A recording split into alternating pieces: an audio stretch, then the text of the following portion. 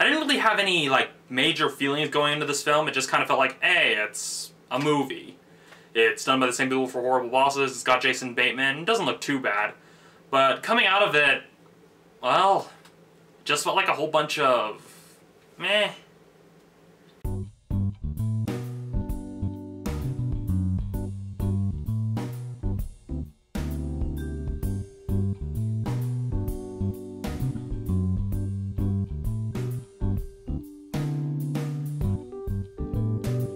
Speaking of Horrible Bosses, this film feels like it's kind of trying to emulate that same style, but it's considerably toned down because, unlike Horrible Bosses, which deals with murder and a lot more off-color subjects, there's only so much you can do with identity theft. Like, really only so much, and even with the jokes that it does feel like it's taking a risk on, it just feels a little too tame.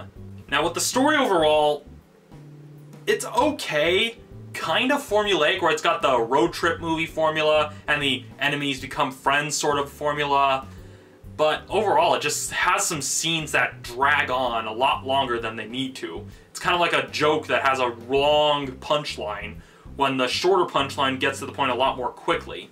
Granted, the story doesn't grind to a complete halt in certain regards, but even with some of the formulaic stuff, there's just certain things that are part of the formula and part of the overall plot that don't really make sense when you think about the actions and the personalities of the main character played by Jason Bateman. It's just kind of a case of, okay, well, some of this stuff going along, this kind of makes sense. Okay, they're kind of bonding, and it's just a case of, okay, why would he do that?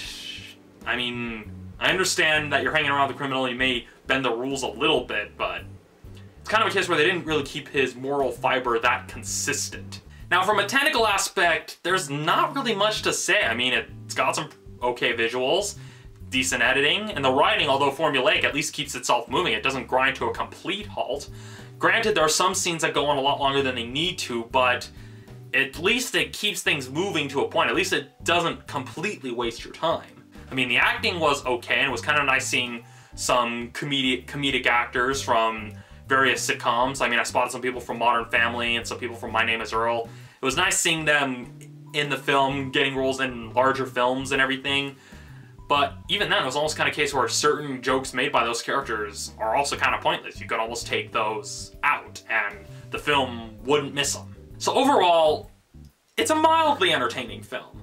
It does have some good humor bits here and there, but nothing really elicited so much out loud laughter when I was watching this.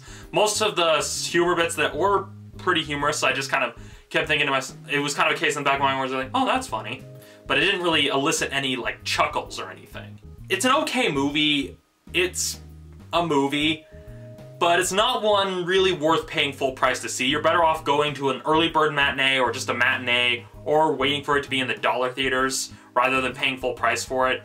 It's almost kind of like one of those movies that will just end up as a bit of a, like one of those rental things you see on Netflix that you're just like, oh, I feel like watching a comedy. Oh, well, we've got Identity Thief on Netflix. And it's like, okay, put it on. It feels like fluff. That's what it felt like. That's what I'm looking for. It felt like mid-season fluff, since you don't really have the holiday season going on anymore.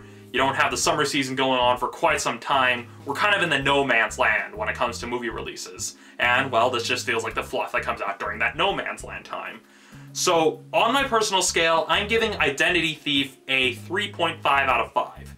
Now, again, it's got some good bits to it, but overall it's still just kind of meh. There's not really anything memorable from it, but if you're looking to kill some time with your friends, or maybe if you have a date that likes those kind of comedies, then you'll probably enjoy it. It's a lot more tame than Horrible Bosses, even though it's done by the same people, so it's fairly enjoyable, but just kind of eh.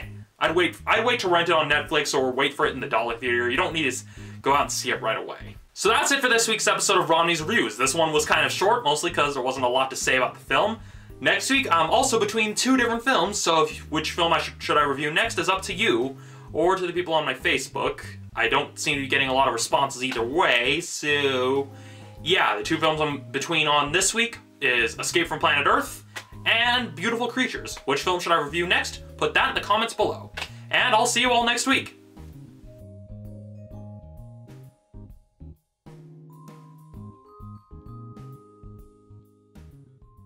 Yeah, this one was a bit of a short one, so I'm going to keep the end screen stuff short this time as well. Mostly because I got a lot of other stuff that I have to get done. That was weird.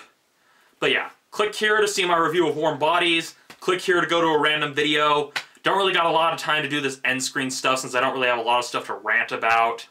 I mean, true, Valentine's Day is coming up, but, well, if anybody who has seen, like, the few of you, well, none of you, hint hint, that have seen my Warm Bodies review can pretty much guess that, no, I've never been in a relationship, never had a girlfriend, so Valentine's Day kind of sucks for me. Well, it sucks for a lot of people, but yeah, so, yeah.